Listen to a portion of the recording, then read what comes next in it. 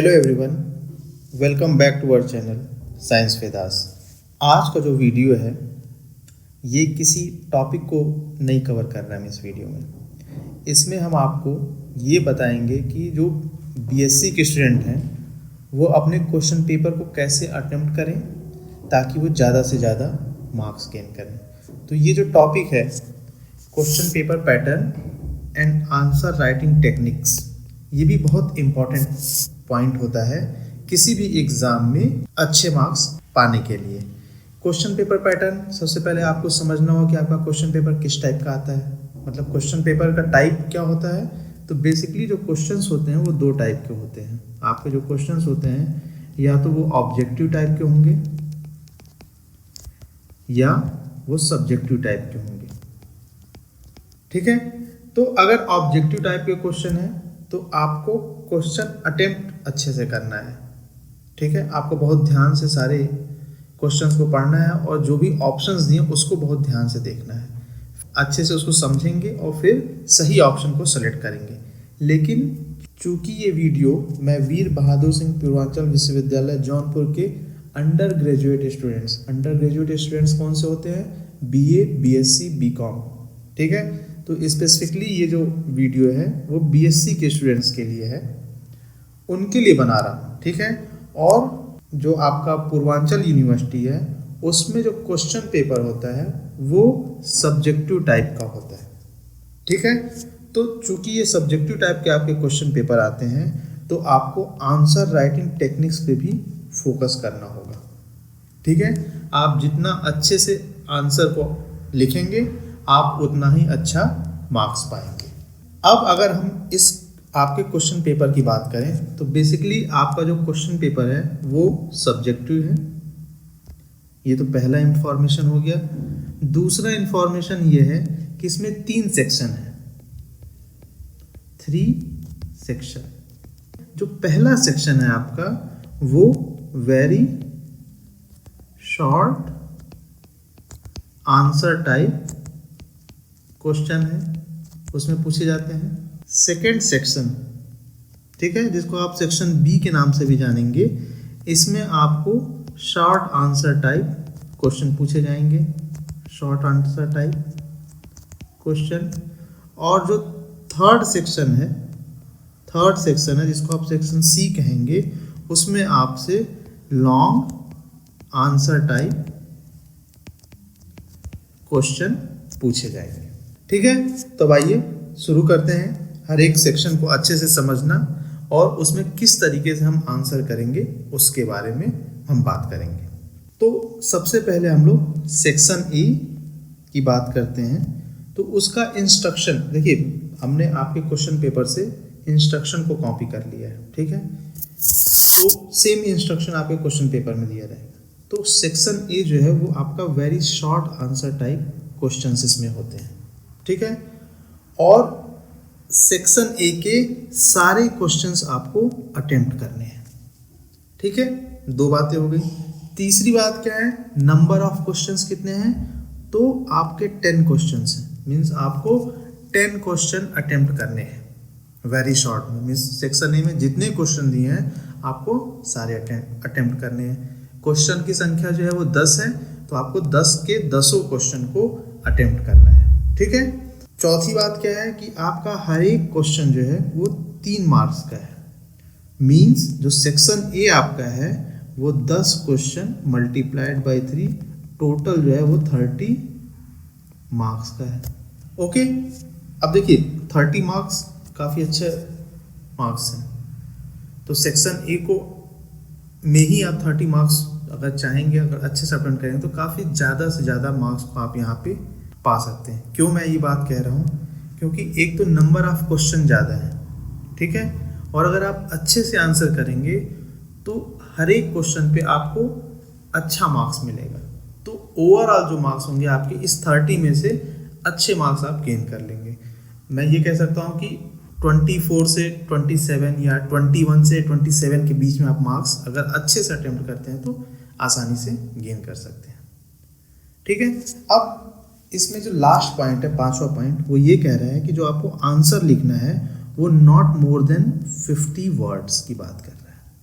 देखिए 50 वर्ड्स का मतलब ये हुआ कि आपको 4 to 5 लाइन में आंसर करना है। ये तो हो गया आपका कितने लाइंस में आंसर करना है, कितने मार्क्स के क्वेश्चन है और कितने टोटल क्वेश्चन है। अब दूसरी बात हम करते हैं आंसर राइटिंग के बारे में। ठीक है, तो सबसे पहले आप जो भी क्वेश्चन अटेम्प्ट करेंगे उसमें ये ध्यान देंगे कि उसमें कोई फिगर है या नहीं है।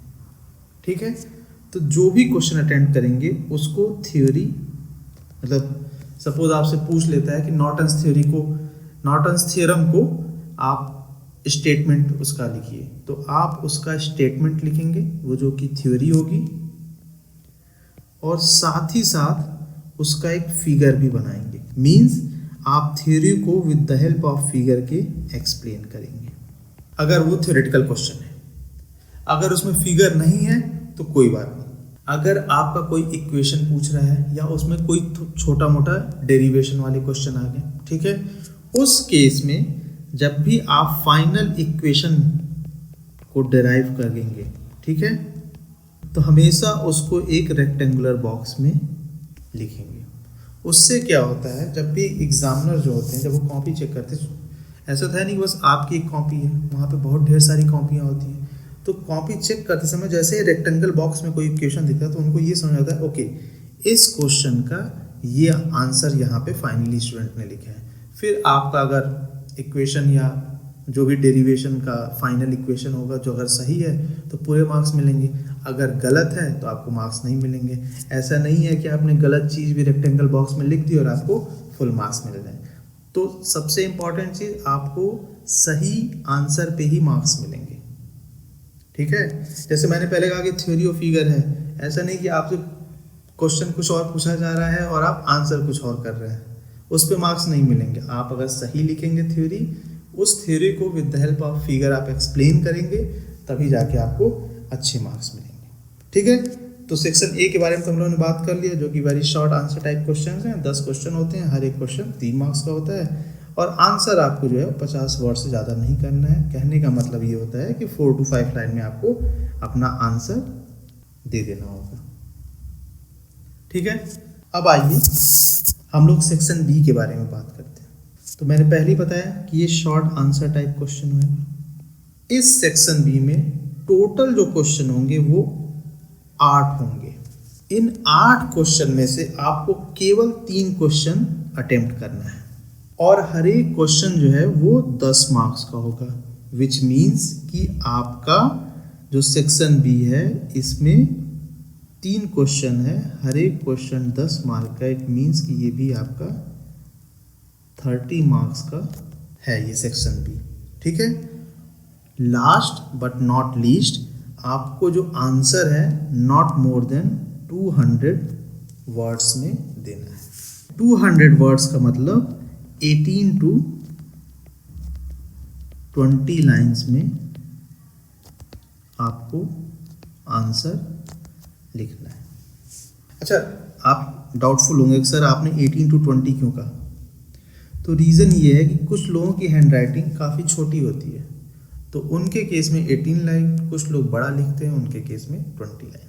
ये तो हो गया आपका कितने लाइन में लिखना है, कितने मार्क्स के हैं, कितने क्वेश्चन आएंगे, उसमें से कितना अटेम्प्ट करना है। यहाँ पे सबसे इम्पोर्टेंट चीज़ क्या है कि आपको 8 क्वेश्चन में से ओनली 3 क्वेश्चन को आंसर करना है। तो यहाँ पे इम्पॉर्टेंट चीज़ है सिलेक्शन ऑफ क्वेश्चन, कि आप किस टाइप के क्वेश्चन को सिलेक्ट कर रहे हैं। अगर मुझसे कोई पूछे तो मैं हमेशा उस क्वेश्चन को आंसर करना चाहूँगा, उस क्वेश्चन को आंसर करूँगा जिसमें डेरिवेशन हो।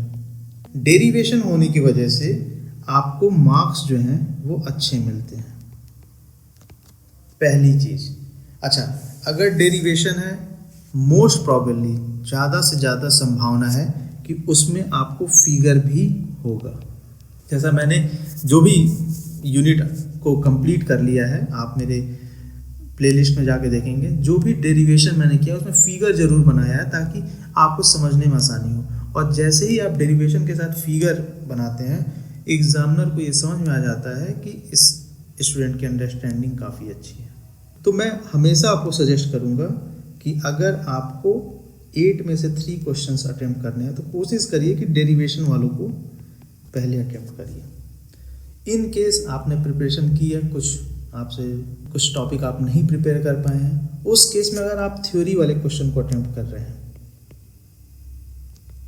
ठीक है, फर्स्ट प्रायोरिटी मैं इसको दूंगा, सेकंड प्रायोरिटी को मैं इसको दूंगा। थ्योरी करें, इसको भी with the help of figure के आपको अटेम्प्ट करना है। अच्छा, ये तो हो गया कि डेरिवेशन में मार्क्स ज़्यादा मिलते हैं, क्योंकि मैथमेटिकल पार्ट होता है, जो भी डेरिवेशन होगा तो उसमें थ्योरी की तुलना में आपको थोड़ा ज़्यादा मार्क्स मिलने की संभावना होती है। ये तो पहली बात होगी। दूसरी बात क्या होती है, जब डेरिवेशन वाला पार्ट होता है, जब आप उसको आंसर करेंगे तो उसमें लेस टाइम लगता है, मतलब आपको आंसर लिखने में कम समय लगता है। ठीक है, आपको डेरिवेशन पता है। अगर आपको डेरिवेशन पता है तो कुछ स्टेप्स को आप स्किप कर सकते हैं और फाइनल आप जो भी फार्मूला या जो भी आप चीज़ को डिराइव कर रहे हैं उसको लिख सकते हैं। तो ये जो थ्योरी में आप स्किप नहीं कर सकते हैं कोई भी सेंटेंस को, अगर उसमें दिया हुआ है तो अगर आप स्किप करेंगे तो इन्फॉर्मेशन कम हो जाएगी। लेकिन डेरिवेशन वाला जो क्वेश्चन होता है या कहीं आपको कोई थ्योरम प्रूफ करने वाला क्वेश्चन है, मैथमेटिकल पार्ट जिसमें होगा, उसमें आप कुछ स्टेप को स्किप कर सकते हैं, स्टेप्स को स्किप कर सकते हैं। स्टेप स्किप करने से आपका टाइम बचेगा और आप क्वेश्चन को अच्छे से अच्छे अटेम्प्ट कर पाएंगे। अगेन फाइनली मैं ये कहूँगा, जब भी आप डेरिवेशन वाले क्वेश्चन को अटेम्प्ट करिए, जो भी आपका फाइनल डेरिवेशन का इक्वेशन आए या जो भी आप प्रूफ कर रहे हैं उसको बॉक्स में आप कवर कर लीजिए। अच्छा, थ्योरी एंड फिगर वाले पे ध्यान दीजिए। अगर थ्योरी एंड फिगर वाला है तो इम्पॉर्टेंट जो भी पॉइंट है, इम्पॉर्टेंट पॉइंट को आप अंडरलाइन जरूर करिएगा। इम्पॉर्टेंट पॉइंट को हमेशा अंडरलाइन करिए। कोशिश करिए कि आप 2 कलर का पेन यूज करिए, ब्लू एंड ब्लैक। ब्लू से जनरली आप अपना जो भी है राइटिंग कीजिए और ब्लैक से आप जो है हेडिंग एंड अंडरलाइनिंग इसको कीजिए। ठीक है, ये अगर आप करेंगे तो इससे क्या होता है कि आपके आंसर की विजिबिलिटी बढ़ती है, मतलब आंसर और क्लियर दिखता है। अच्छा, ये हेडिंग है, ये आपका इंपॉर्टेंट पॉइंट अगर आप थ्योरी लिख रहे हैं। इन केस आप डेरिवेशन कर रहे हैं तो जो रेक्टेंगुलर बॉक्स है उसको ब्लैक पेन से करने की कोशिश कीजिए। ठीक है, और ब्लू एंड ब्लैक मैंने क्यों कहा, क्योंकि ये स्टूडेंट्स को अलाउड है। रेड पेन तो एकदम मत यूज़ करिए, क्योंकि वो टीचर के लिए होता है, आप मत अपने कॉपी पे रेड पेन चलाइएगा। अब हम लोग फाइनली सेक्शन 3 की बात करते हैं। तो ये क्या है, आपका लॉन्ग आंसर टाइप क्वेश्चन है। ठीक है, इसमें टोटल क्वेश्चन आपके 4 हैं, जिसमें से केवल आपको एक क्वेश्चन अटेम्प्ट करना है, और वो जो क्वेश्चन है वो 15 नंबर का है। 4 में से एक क्वेश्चन अटेम्प्ट करना है और जो क्वेश्चन है वो कितने नंबर का है, 15 नंबर का है। लेकिन आंसर आपको not more than 500 words, means आपको एटलीस्ट 48 to 50 लाइन में आंसर लिखना है। ठीक है, तो हम क्या कह सकते हैं, सेक्शन सी जो है वो आपका टोटल 15 मार्क्स का है। तो अगेन अगर 4 क्वेश्चन है तो मैं फिर वही कहूँगा कि डेरिवेटिव क्वेश्चंस जिसमें डेरिवेशन हो फर्स्ट प्रायोरिटी पे उसको रखिए, और थ्योरेटिकल क्वेश्चन को आप सेकंड प्रायोरिटी पे रखिए। ठीक है, चलिए ये तो आपके हो गया क्वेश्चन को किसको कैसे प्रायोरिटी करना है, ये सब चीज़ें मैंने आपको बता दी हैं। Last but not the least, एक सजेशन है, आप स्टूडेंट हैं, आपके लिए ये आपकी बहुत हेल्प करेगा जब आप एग्ज़ाम में जाके आंसर राइटिंग करेंगे। वो क्या है, हमेशा प्रैक्टिस करिए आंसर राइटिंग की। आप एक बार बैठे किसी भी एक ईयर का, सपोज 2025 का क्वेश्चन पेपर लिया, उसको विदिन 2 आवर्स में कंप्लीट करने की कोशिश कीजिए। मैं ये बात क्यों कह रहा हूँ, क्योंकि देखिए आपको एग्ज़ाम में 2 आवर्स मिलेंगे, जिसमें से ये मान के चलिए कि एटलीस्ट आपका 15 मिनट्स जो है वो आपका रोल नंबर राइटिंग में जाएगा, आपका copy, answer sheet, paper distribution इसमें चला जाता है। ठीक है, ये मान के चलिए कि answer sheet and question paper distribution में इतना चला ही जाता है, तो आपका बचते हैं ओनली 1 आवर 45 मिनट्स। इसमें जो है आपको फर्स्ट सेक्शन ए के 10 क्वेश्चन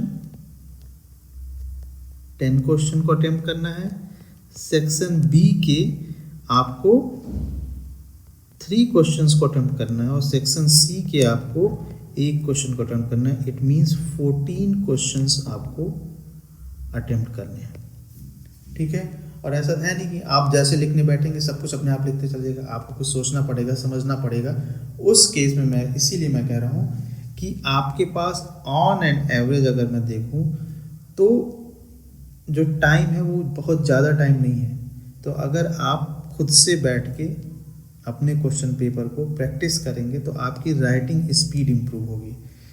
अक्सर ये होता है कि आप जितना ही ज़्यादा लिखेंगे आपका राइटिंग स्किल के साथ साथ हैंड राइटिंग भी इम्प्रूव होगी। तो आज के लिए बस इतना ही। Thank you very much for watching our videos. Please like, share and subscribe to our channel, और साथ ही साथ कमेंट करना मत भूलिएगा कि आप कौन से यूनिवर्सिटी के स्टूडेंट हैं। Okay and bye.